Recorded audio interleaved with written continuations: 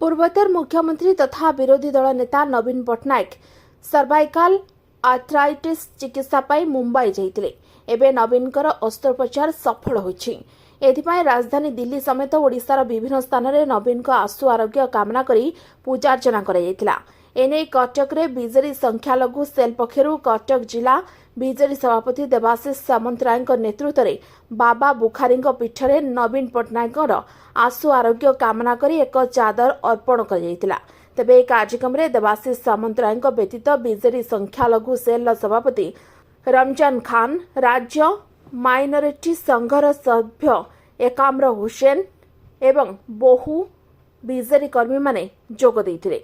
मुख्यतः जेहेतु आज बॉम्बे रे आमर मान्यवर नेता नवीन ऑपरेशन हवार अच्छी काली आम गड़गड़ेश्वर महादेव पाखे दीप प्रदान करूँ।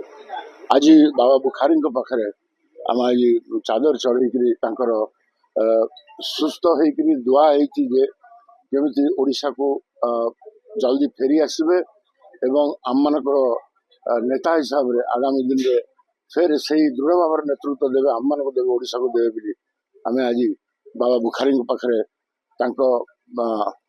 शरीर एवं दीर्घायु हूँ बोली आम आज ये दुआ कर। कटक प्रशांत महांती की रिपोर्ट ओटी लाइव। अधिक खबर देखा ओटी लाइव को सब्सक्राइब करूँ और खबर टी अधिक शेयर करूँ।